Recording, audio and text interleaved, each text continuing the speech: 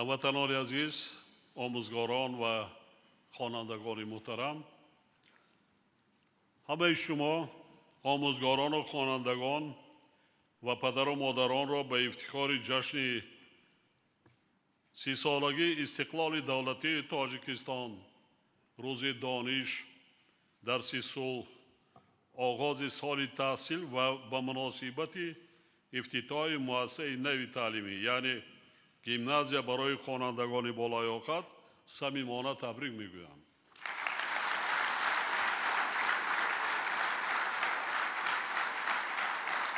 به خوانندگان این بارگاه معرفت خوانش خوب و اعلی، اخلاق و آداب حمیده و با استادان و آموزگاران در اجرای رسالت مهمشان یعنی تعلیم و تربیت نسل آینده سازی وطن برای کامیابی آرزو می‌نمایم.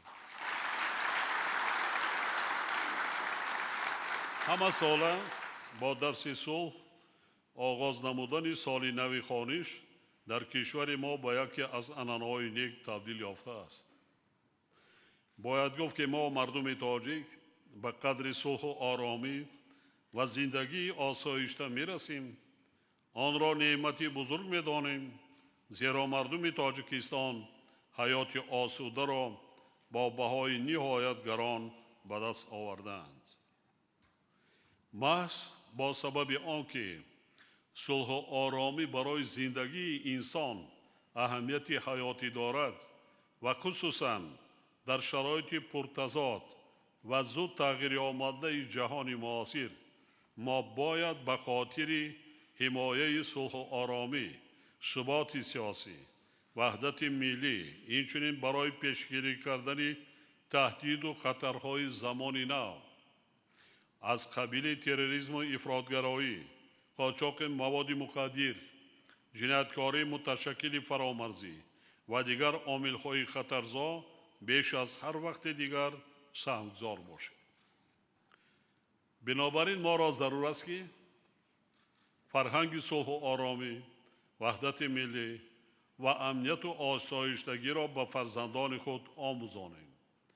آنها را در رویه خویشتن‌شناسی و وطن‌دوستی و انسان پروری تربیت نماییم. در این روند فرهنگ صلح و صلح پروری باید از سن خردسالی یعنی از زینه تحصیلات تا مکتبی در ضمیر کودکان تربیت کرده شود، زیرا این مرحله در انکشاف عقلانی کودک دوره اساسی و مهم به حساب می رود.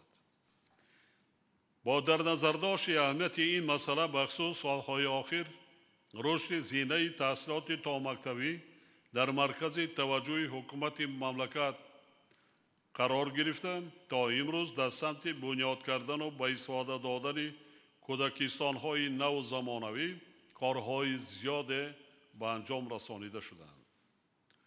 ولی تحلیلان نشان می‌دهند که کارهای عملی گردیده هنوز هم طلبات اهالی را به چنین مؤسسه‌ها قانع گردانیده نمی‌توانند و ما باید در این سمت کارهای زیادی را انجام دهیم. من روزهای نزدیک در شهر ترشوزاده بودم. با یک شاهدی حال شدم. صاحبکار کارخانه پرورش سبزوات را در براوند گرمخانه به استفاده دادیم. بعداً مکتبی نو، بسیار مکتبی زیبا، زمانوی، سیمخانه‌های با تمام شرایط درجه عالی. بعد نگاه کردم که همون صاحبکار در اونجا اشتراک دارد. رئیس شهر گفتن که جناب بیاله این مکتب همین صاحبکار بنیاد کردگی است. خب محله اهالی نشین از مرکز نایه 3 کیلومتر دور است. من جناب بیاله حسابی در آمدم و وای کردیم همینجا دیگه محله زیستی ما برای بچه‌ها مکتب ساختن.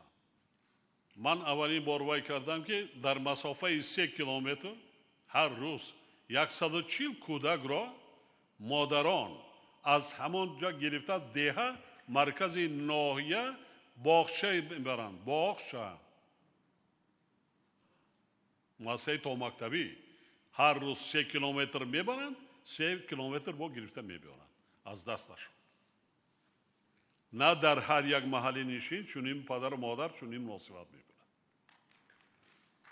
ای همین به نوبت گرفته سایکار دیگر در عرفه جشن 30 سالگی استقلالیت در همون محل اهالی نشین برای 300 نفر کودکستان بنیاد کرده است یعنی چقدر 140 عائله از مشکلات رفت آمد چقدر کودک‌ها اذیت میکشند که تا نیست کودک 3 کیلومتر 6 کیلومتر هر روز طی کردن این بسیار کاری واسه برای این نشانه چی است این نشانه آن است که پدر و مادران خب والدین و مردم صاحبکاران توجهشون بیشتر شده ایستاده است به ساحه علم و معارف تربیت فرزندان حالا کاش همین تشبسات ادامه یابد فرق میکند آن کودکانی که تا سن مکتب خوانی تا 7 سالگی در مؤسسه تا مکتبی تعیین میکنند سطح جهان بینیشان دانشان نسبت به آنی که از خانه به مکتب وارد میشود خیلی پیشرفته است و آماده میشود برای تربیت برای آموزگاران مکتب مؤسسه تعلیمی میانه مشکلیشان سبکتر میشود این کار ما باید در آینده نیز ادامه دادن آماده کنیم نه اینکه در مرکز شهر نایا نه اینکه در شهرها در محله‌های اهالی نشین ولی با واسطه سکتور خصوصی صاحب کارا ولی همه امکانیت ندارند یکی 1% معین اهالی است که زندگی میانه دارند میتوانند فرزندانشان است 10% 15% هم جای کاری برای آموزگاران همطور نه هم سطح سوادناکی کودکان نوسا بلند میشه بنابراین وزارت معارف و علم مقامات اجرای حاکمیت دولتی ولایت و شهر نایا و صادر کرده میشوند که جهت اجرای طلبات استراتژی رشد جمهوری تاجیکستان برای دوره تا سال 2030 برنامه دولتی رشد تحصیلات تا مکتبی برای سالهای 2020 2025 و باز هم بیشتر با تعلیم و تربیت فرا گرفتن کودکان سن تا مکتبی تدبیرهای علاوه گیرنده شد زینه اساسی که برای از خودکنی دانش زمینه بنیادی میگذارد تحصیلات میانه عمومی میباشد با مقصد فراهم آوردن شرایط مناسب برای خوانندگان این زینه تحصیلات تنها سال جاری با افتخار جشن 30 سالگی استقلال دولتی با استفاده سپاریدن 214 بینای نوی مؤسسه‌های تعلیمی برای قریب 100,000 جای نشست پیش بینی گردیده تا امروز قسمی زیادی آنها درهای خود را برای خوانندگان باز کردند با وجود چاره‌های دایر به بنیاد از نوسازی مؤسسه‌های تعلیمی عملی گردیده در سمت فراهم آوردن شرایط مساعد تعلیم و تربیت در کشور تا هنوز مشکلات زیادی حل طلب وجود دارد علاوه بر این با در نظر داشت افزایش اهالی و بنیاد دیه و شهرهای نوی اهالی نشین ضرورت بنیاد باز صدها مؤسسه نوی تعلیمی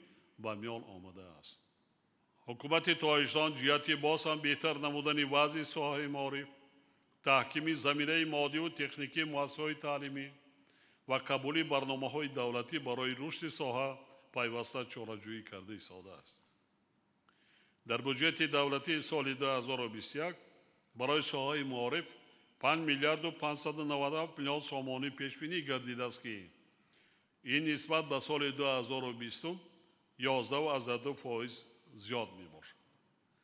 مبلغ ذکر شده قریب 20% بودجه دولتی را تشکیل داده و 6% مجموعی محصولات داخلی برابر است. یعنی حکومت مملکت با در نظر داشت نقش حل کننده ساحه معارف در تربیت کردن و به کمال رسانیدن نسل‌های آینده ساز کادرهایی که رشد همه ساحه‌های دولت و جامعه از آنها وابسته می باشد از تمام امکانیت‌ها استفاده کرده ایستاده است.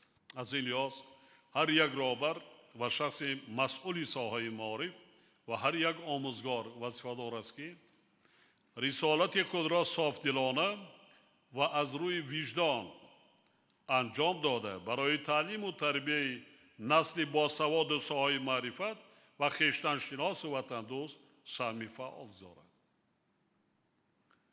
با یک مکتب ساختن، شرایط مهیا کردن، ما گیمنازیا ساختیم. با همین ساختن سطح صفتی تعلیم و تربیت بهتر نمیشه. این وابسته است با کی؟ با آموزگاران.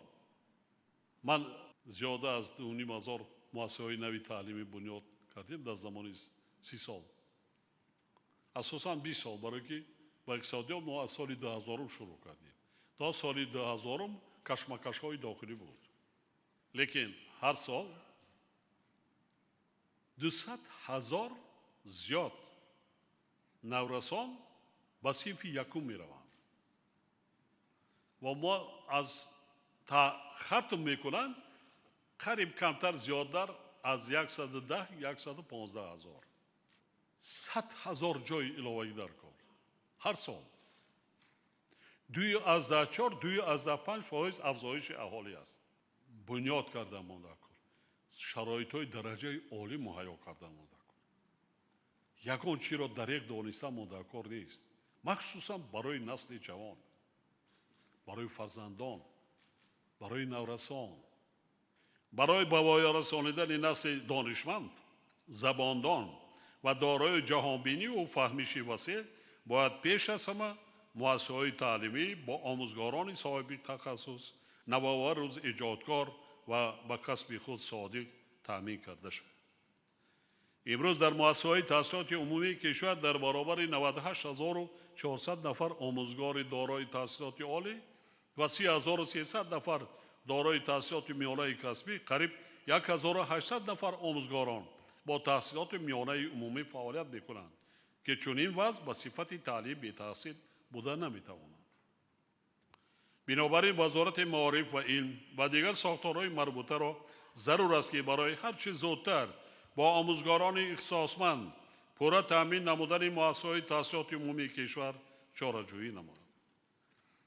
حکومت مملکت در روند تطبیق سیاست اجتماعی با مسئله اصلاحات ساحه معارف و با استاندارد و برنامه‌های بین‌المللی مطابق گردانیدن آن توجه خاصه ظاهر می‌نماید. یکی از موضوعهای حل طلب در این سمت بودجه وقت و آغاز و انجام سال تحصیل میباشد. با مقصد پیشگیری کردن پنجشوی بیماری سیرویاتی کووید 19 سال تحصیل 2019-20 ما در این مسئله قرارهای داخلدار قبول کرده بودیم. این سال نیز با در نظر داشت تغییریابی اقلیم، گرمشوی هوا و پنجشوی موج نوی بیماری ذکر شده، طبق دستور حکومت مملکت انجام درس‌ها از 14 ایون به 7 ایون گذرانیده شد. تحلیلان نشان می‌دهند که وابسته به مشکلات و پیامدهای تغییریابی اقلیم، گرمشوی هوا، پیدایش بیماری‌های سیرویاتی، همچنین موقع جغرافی آب و هوای مملکت، حالت روانی کودکان، امکانیت وقت و ساعت‌های درسی و برنامه و استانداردهای تعلیمی، ما باید در دایره اصلاحات ساحه به این مسئله نگاه نو و واقعی داشته باشیم. از این رو پیشنهاد می‌گردد که سال تحصیل در مؤسسه‌های تحصیلات میانه عمومی کشور همه ساله 1 ایون جانباز کرده شود.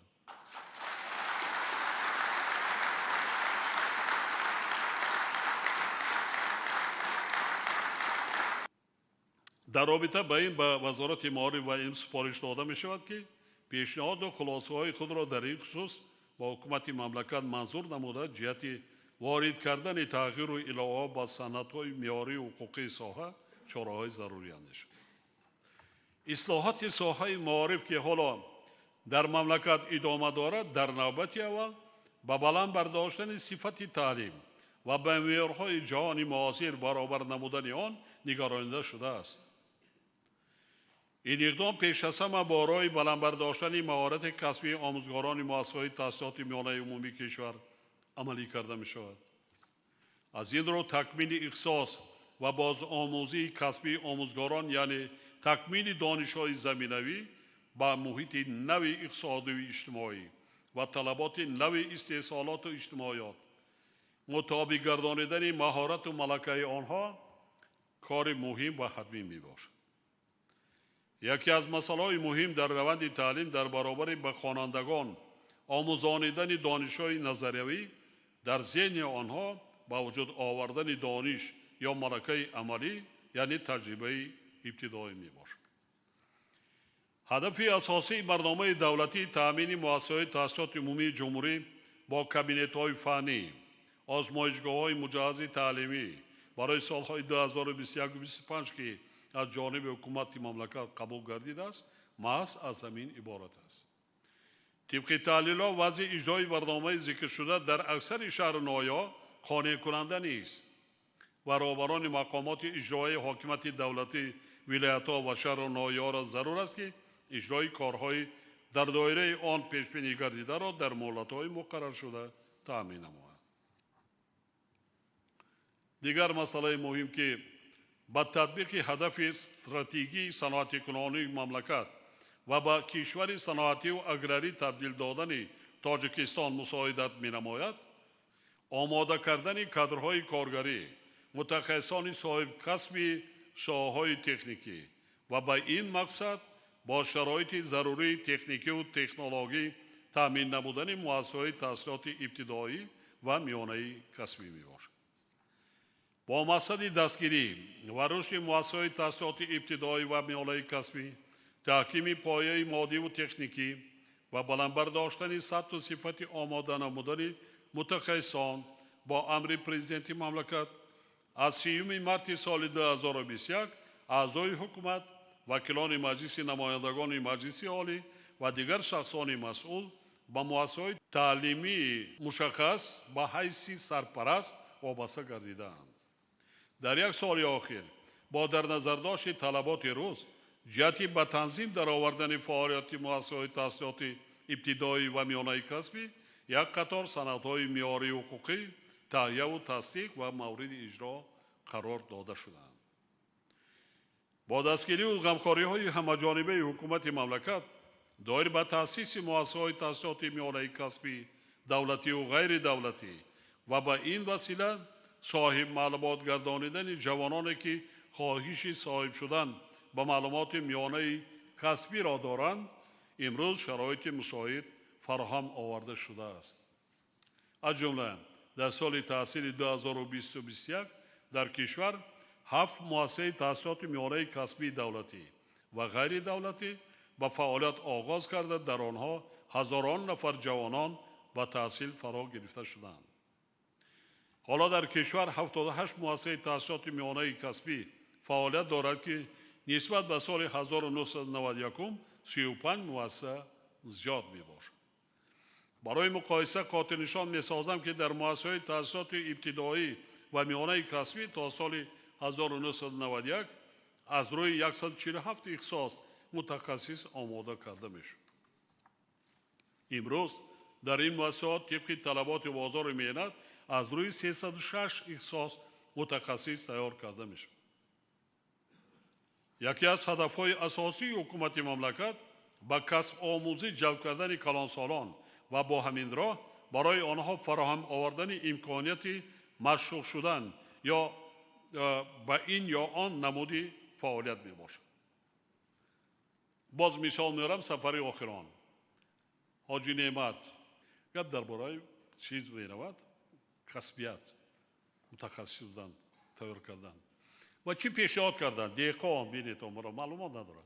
جناب یاری من یک خواهش دارم فرزنداش است من میخواهم که یک مکتب تاسیس یم برای همین که بسیار میان میپرسند و میکنند من نمیتوانم منو میبرن کشاله کرده بیا بابا حاجی نعمت اینا نشان چیکار کنم دیگر کنم یک تا مکتب کنم میگم وقتا مکتب نیست یک تا کالج کردن در کار یا که آموزشگاهی کسب کالج خوبتر است. مخصوصا با رویه پرورشی میگم که باغ پروری یا که انگور پروری کن خصوصی مرامت جای کار در همون از خود هم شهری ترسون زاده 9 ماه 1 سال 6 ماه یک وای انگور ایوال قلمچه انگور کشمیش در 30-50 سامانی نمی‌بینی. نه اینکه انگورش، حتی برای مردم خواهش زیاد است باغداری دیگر. یک بوته گل صدبرگ 25-30 سامان در شهر دوشنبه. اینجای کار این همه سر سبزکاری، آبادانی، وضع اکولوژی هم محصولات برای چی نکنیم؟ 1001 نوع کسب‌های نو برآمده است.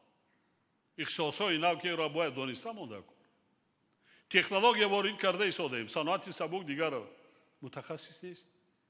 شاید تیپ تکنولوژی بهتری وارد کرده ایستادیم. تنقیصی داره متخصص استفاده برده نمیتونه.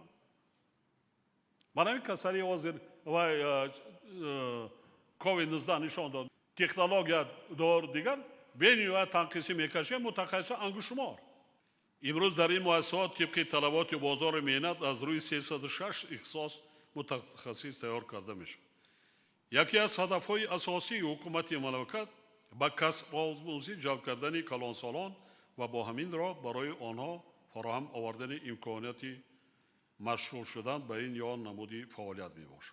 در این روند تشکیل کورس‌های کوتاه مدتی 3 ماهه و 6 ماهه و 9 ماهه یکی از وسیله‌های موثر محسوب می‌شود. من این روز یک صنف در آمدم مکتب صنف 4 کودکی که صنف بچه که مایدک بس چقدر شعر پوزمانمون وکده با ساعت و دقیقه ای وقت سهر قطعی بینیوید الهام گرفتم من کودک صنف 4 بینیوید رحمت به پدر و مادر و آموزگارش آزمون فروغ صبح دانایی در اشتراک کرده است. وزارت معارف و علم وزارت اداره‌ای که در ساختارشان مؤسسه تعلیمی دارند و سرپرستان این مؤسسه و صادر کرده میشوند که جهت تشکیل پارک‌های تکنولوژی و در این زمینه در استحصالات تطبیق کردن نتیجه کارهای علمی چاره‌های سودمندند.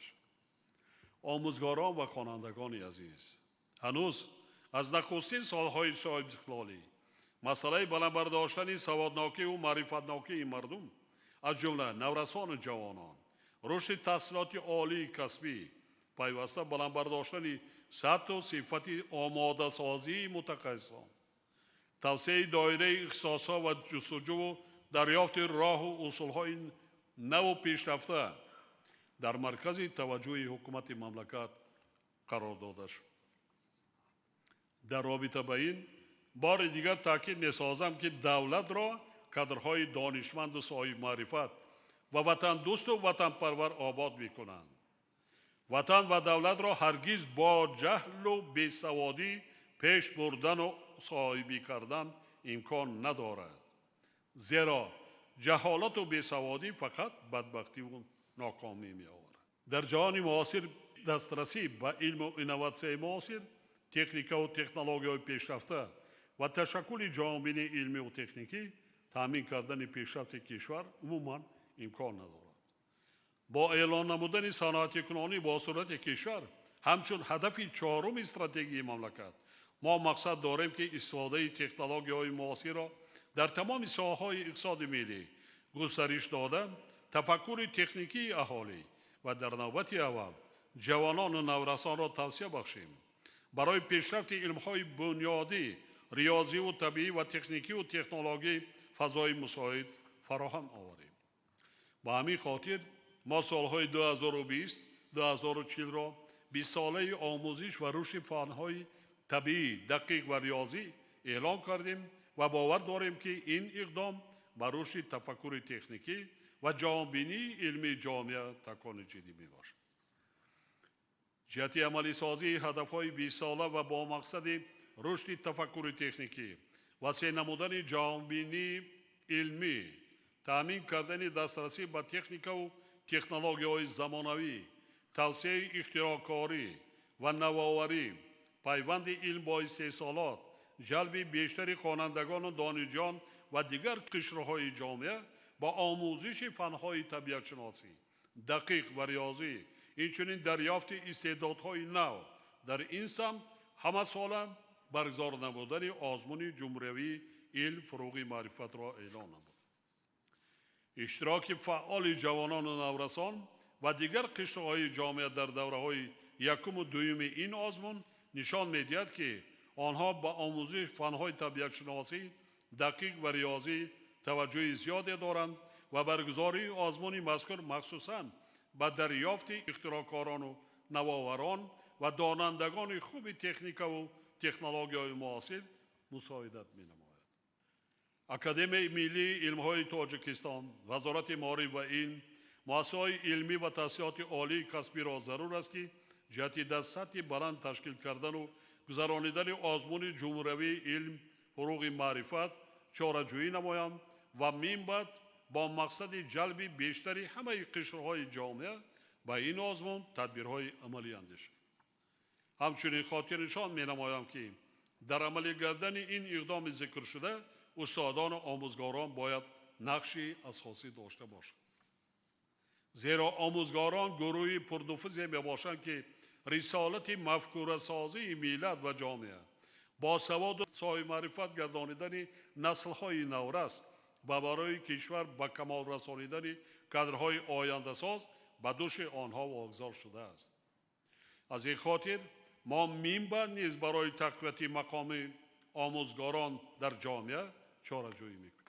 با مقصد تطبیق سیاست دولت و حکومت مملکت سمت تربیت کادرها، عملی نمودن هدفهای امروز و آینده کشور و با متخصصان صاحب کسب تامین کردن تمام ساحات در زمان صاحب استقلالی 28 مؤسسه نوی تأسیسات عالی کسبی با فعالیت آغاز نمود. با غمخواری و توجه دائمی حکومت مملکت حال مؤسسه‌های تأسیسات عالی کسبی کشور که قشر سرشمار و نیروی سازنده جامعه جوانان را با تعلیم فرا گرفتند از لحاظ شکل و مضمون تحصیلات و پایه مادی و تکنیکی و طلبات معیارهای بین‌المللی نزدیک شده مقام و موقع خود را در جامعه تقویت بخشیده ایستادند. وابسته به این یک نکته را تاکید می‌سازم که برای آماده نمودن متخصصان از روی بعضی اختصاصات گاه‌ها مؤسسه‌های تعلیمی اقدام می‌کنند که از نگاه نیروی کادری و زمینه مادی و تکنیکی شرایطی مساعد ندارند. گذشته از این تا هنوز بعضی اختصاص‌های وجود دارند که زمان معاصر با متخصصان دارای چنین اختصاصات نیاز ندارند. از این لحاظ وزارت معارف و علم وظیفه‌دار کرده می‌شود که جهت تجدید و بازنگری اختصاصات، جاری کردن اختصاص‌های نو، آماده کردن متخصصان با طلبات بازار مهنتی معاصر جوابگو و تأمین نمودن مؤسسه‌های تعلیمی با آموزگاران دارای درجه و عنوان علمی تدبیرهای قطعی اندیشید. با تحصیل فرا گرفتن شهروندان خارجی یکی از نشاندهنده‌های اساسی ریتینگ مؤسسه‌های تحصیلات عالی کسبی میباشد. در زمان صاحب استقلالی در نزد مؤسسه‌های تحصیلات عالی کسبی وظیفه نو یعنی معرفی علم و تحصیلات عالی تاجیکستان در خارج کشور و پیشنهاد خدمت رسانی‌های تحصیلاتی به شهروندان خارجی پیش آمد. قابل ذکر است که یک قطار دانشگاه و دانشکده‌های کشور تا امروز برای به تحصیل جلب کردن شهروندان خارجی کارهای نظررس را به انجام رسانیده‌اند. در نتیجه حالا در 33 مؤسسه تحصیلات عالی کسبی از 21 کشور خارجی 16500 نفر دانشجویان تحصیل دارند.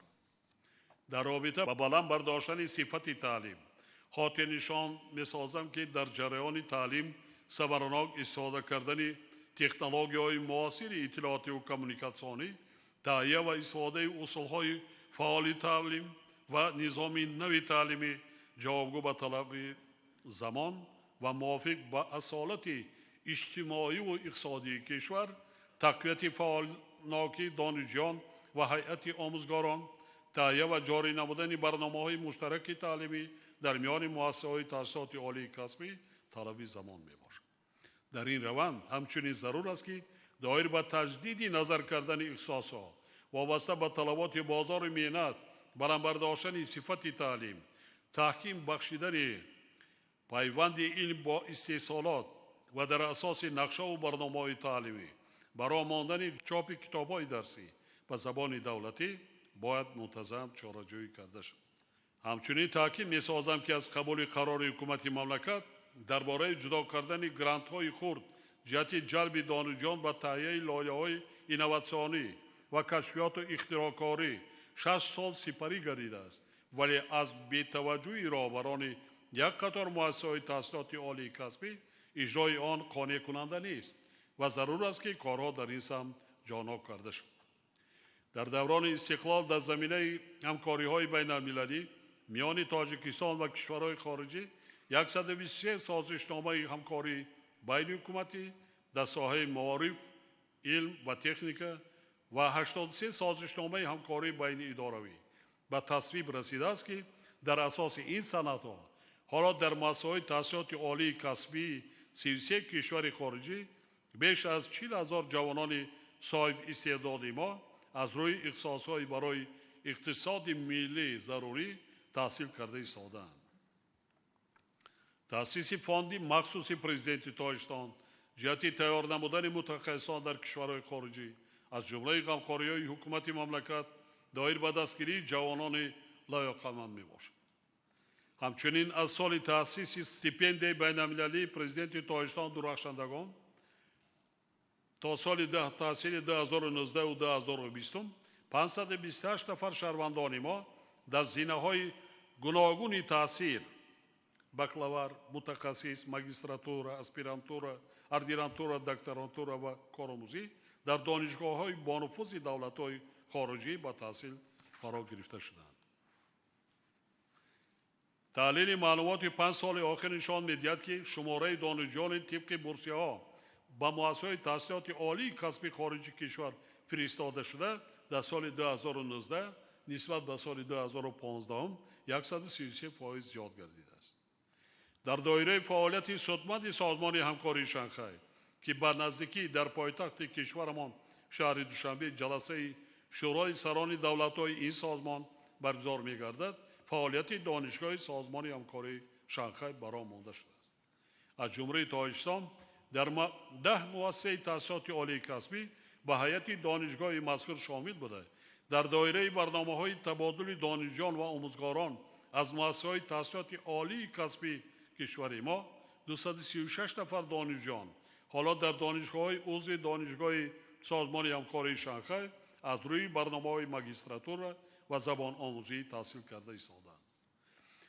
همچنین در دایره دیگر سازشنامه‌های با کشورهای عضو سازمان همکاری شانگهای امضا شده حالا از تاجیکستان بیش از 1700 نفر دانشجویان با در نظر داشت فاکولته‌های مشترکی در دانشگاه‌های عضو سازمان عمل کننده در زمینه‌های بکالور، ماجستراتورا و زبان آموزی با تحصیل فرا گرفته شد.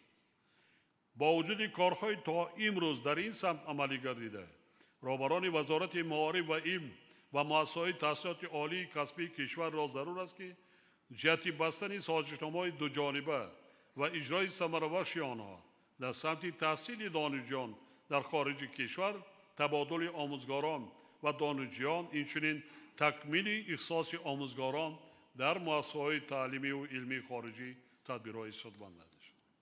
حاضرین محترم، نوسازی مضمون و مندرجه تحصیلات یکی از عامل‌های اساسی بهتر گردانیدن وضع تعلیم و تربیت به شمار می‌رود که توسط استانداردهای دولتی نقشه و برنامه‌های تعلیمی و کتاب‌های درسی راه‌اندازی کرده می‌شود. یعنی با مضمون و مندرجه تحصیلات، استاندارد، برنامه و نقشه‌های تعلیمی و کتاب‌های درسی باید تغییرات وارد کرده شده تشکل هویت ملی، وطن دوستی، ارزش‌داری به دستاوردهای زمان استقلال و ارزش‌های دولتداری ملی همچون مسئله مهم تعلیم و تربیت در مرکز توجه قرار داشته باشد. در این راستا باید به مسئله‌های بلند برداشتن سطح معرفت‌ناکی و سوادناکی نورسان و جوانان، مهارت سخندانی و سخنوری، تربیت نمودن آنها در رویه خودشناسی، حس ملی، وطن دوستی و وطن پرستی و احترام زبان، فرهنگ و تاریخ باستانی ملت اعتبار اولین درجه داده شد. اینچنین ضرور است که برای حل مشکلات مؤسسه‌های تعلیمی اقلیت‌های ملی و جانب نمودن آموزش تاریخ و فرهنگ خلق تاجیک در این مؤسسه‌ها ترجمه کتاب‌های درسی پیش از همه تاریخ خلق تاجیک، زبان دولتی و جغرافیای تاجیکستان و زبان اقلیت‌های ملی هر چه زودتر به انجام رسانیده شد. در برابر این جهت تطبیق نظام با صلاحیت در مؤسسه‌های تعلیمی باید توجه خاص ظاهر کرده شد.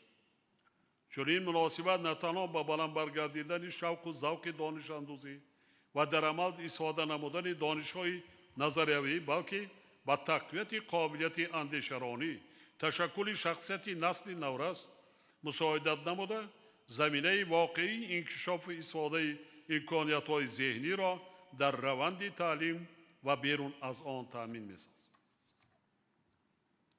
در دایره تطبیق 20 ساله آموزش و رشد فن‌های طبیعت شناسی دقیق و ریاضی در ساحه علم معارف برای باز هم بهتر برآمدن آموزش علم‌های ذکر شده، توسعه تفکر تکنیکی، جلب جوانان به تحقیقات دایر به علم‌های طبیعت شناسی دقیق و ریاضی، تطبیق تجربه‌های اینواتسیونی و نتیجه کارهای علمی در استحصالات وطنی، نشر دانشنامه ریاضی و فرهنگ اصطلاحات ریاضی کاری مهم و طلب زمان می باشد. تیار نمودن متخصصان کسب و هنرهای جوابگو با طلبات بازار مهنت داخلی و خارجی. امروز در سیاست دولت تاجیکستان یکی از سمت‌های افضل‌الناک بوده دولت و حکومت مملکت برای نائل شدن به این هدف توسط افزایش دادن مبلغ‌زاری همه زینه‌های تحصیلات پیوسته چاره‌جویی می‌نماید. وابسته به مسائل تعلیم و تربیت می‌خواهم خاطرنشان سازم که برای به کمال رسانیدن نسل‌های صاحب معرفت و با استعداد کتاب و کتابخوانی نقش بغایت مهم و حتی حل کننده دارد. از این لحاظ ما با مقصد بلند برداشتن سطح دانش و معرفتناکی مردم کشور و مخصوصاً نورسان و جوانان هرچی بیشتر با کتاب و کتابخوانی جلب کردن آنها بهتر گردانیدن صفت خوانش تکمیل مهارت سخنشناسی و سخنگویی رو آوردن به آثار ادیبان نامور تاجیک و جهان احترام گذاشتن به تاریخ زبان علم و ادب و فرهنگ و تمدن باستانی ملی یعنی در مجموع تربیت معنوی جامعه آزمون فروغ صوفی دانایی کتاب است را راه اندازی کردیم. تحلیل مشاهدانشان می‌دهند که هنوز هم وضع جلب و فراگیری دانشجویان مؤسسه‌های تحصیلات عالی میانه و ابتدایی کسبی و خوانندگان مؤسسه‌های تحصیلات میانه عمومی به این آزمون نگران کننده باقی میماند. بنابراین سبب و عامل‌های کم مطالعه کردن کتاب از طرف دانشجویان و خوانندگان باید همه جانبه تحت آموزش و تحقیق متخصصان و عالمان ساحه مکتب شناسی و آموزگاری قرار داده شد. در این سمت پیش از همه ضرور است که خود استادان و آموزگاران و پدر و مادران کتاب دوست و کتاب خوان باشند و به نورسان و جوانان عبرت نشان دهند. از تحلیل و ارزیابی‌ها دایره به صفت تحصیلات برمیاد که یکی از سبب‌های اساسی پس شدن صفت خوانش و به خواندن کتاب‌های بدیعی کمتر توجه کردن خوانندگان پیش از همه در آن است که سالهای 90 عصر گذشته وابسته به وضع سیاسی و اجتماعی همان دوره فن زبان تاجیکی و فن خوانش در صف‌های ابتدایی متحد کرده تا به حال این دو فن یکجا تعلیم داده می شود.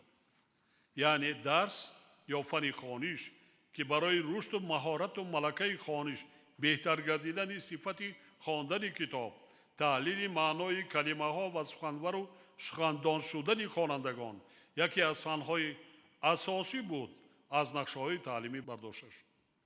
چون این اقدام تنها در مؤسسه‌های تعلیمی کشور ما صورت گرفته است ولی در تمام کشورهای همسایه و اکثر ممالک جهان فن خوانش همچون درسی علاهده تعلیم داده می‌شود.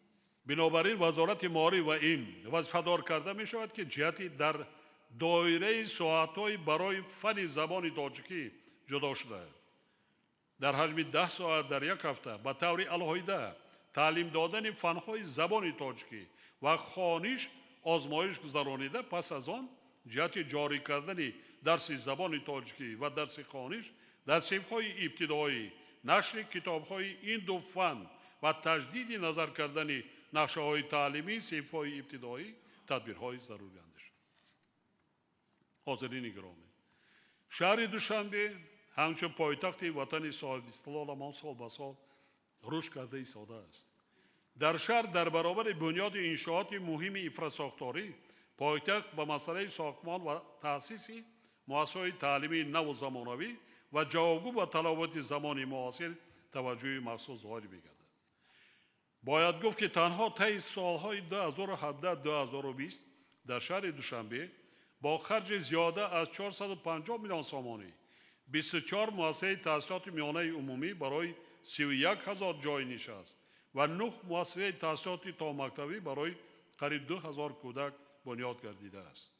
علاوه بر این در دایره نقشه چهارمینی با افتخار 30 سالگی استقلال دولتی در شهر دوشنبه بنیاد 19 مؤسسه تأسیسات عمومی با زیاده از 41,000 جای نشست و ساختمان 7 مؤسسه تأسیسات تا مکتبی برای 1,900 کودک ادامه دارد.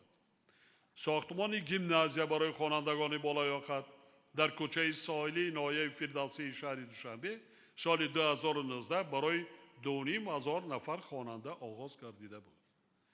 مؤسسه امروز افتتاح شده که در مقیاس کشور کلانترین به حساب می رود از 6 بینای 4 آشیانه و 1 بینای 5 آشیانه عبارت می باشد. مؤسسه از 73 صنفخانه آزمایشگاه های فنی از جمله فیزیک، شیمی، بیولوژی، صنفخانه‌های لینگ فانی خب برای آموزش زبان‌های روسی، انگلیسی، آلمانی و چینی، کتابخانه با تالار خوانش، تالار کتابخانه الکترونی، صنفخانه‌های تعلیمی مهنت، آید به کارکرد فلزات، چوب، هیکل‌تراشی برای آموزش لباسدوزی، خوراکپزی و دیگر کابینت‌های یاررسانی ضروری عبارت است. همچنین مؤسسه دارای بهترین شرایط مشق و تمرین، حجره‌های خواب برای خوانندگان صف‌های پایانی، 2 تالار ورزش، آشخانه خوانندگان برای 340 جای نشست و آشخانه برای آموزگاران میباشد. رهبریت و ساکنان شهر دوشنبه در برابر دیگر شهر ناحیه‌های کشور به استقبال جشن مبارک و مقدس 30 سالگی استقلال دولتی تاجیکستان نقشه‌های عظیم سازنده را عملی نموده تا به امروز بیش از 250 انشاءات نوی اجتماعی و استحصالی از جمله 57 کارخانه معاصر صنعتی را بنیاد کرده به استفاده سپاردند که افتتاح مؤسسه تعلیمی امروزه از جمله آنهاست. تا پیش نزد شما آمدن ما صبح امروز باز یک مؤسسه نوی تعلیمی برای 1,500 خواننده بینید در یک جای برای بینید بعضا دانشگاه و دانشکده هم چنین شرایط ندارد. مکتب خوابگاه برای کودکان یتیم بسیاری ها اگر همین خوابگاه را تلویزیون تماشا کنید تلویزیون یا رفته بینید چنین شرایط اکثریت ما برای کودک فرزندان ما نداریم برای یتیمان کل در شهر دوشنبه. سال آینده باز 9 مکتب زمانوی اینا به استفاده داده می شود.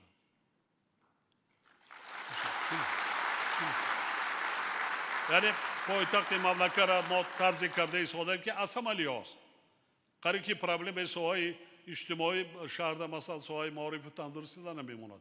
اگر البته با مرور زمان ساختن در کار مثلا مکتب‌های تیپ‌های کهنه است آهسته تجدید کرده نو ساختمان در کار است. در مجموع سال آینده جنبست می شود عموما سوهای معارف بگیم پورا با مکتب‌های تیپی نو تامین می‌گردد و سوهای تندرستی هم از آن جمله بنیادی کسالخانه‌ها و پلیکلینیکا و دیگر طبابتگاه‌ها را خریدی با آخر رسانیده. باید پایتخت از همه لحاظ باید نمونه باشد. از همه لحاظ. پایتخت مرکز مأموری دولت است. آینه ملت است. آینه هر یک دولتی صاحب استقلال است.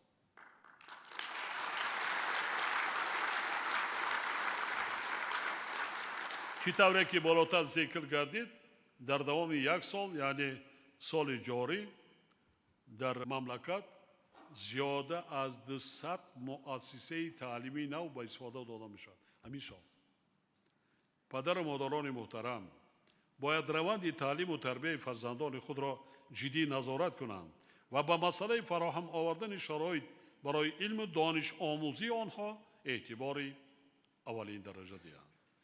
هدف ما از فراهم ساختن شرایط بهترین برای تعلیم و تربیت شما فرزندان عزیز از آن عبارت است که با استفاده از چنین امکانیت‌های مساعد خوب خوانید، علم و دانش آموزید، کسب و هنرهای زمانوی را از خود نماید و در آینده به خلق و وطن همچون کادرهای جوان صادقانه خدمت کنید. شما نورسان و جوانان امروزه یعنی نسل خوشبخت زمان استقلال، صاحبان آینده وطن، دولت و نامبرداران فردای ملت است.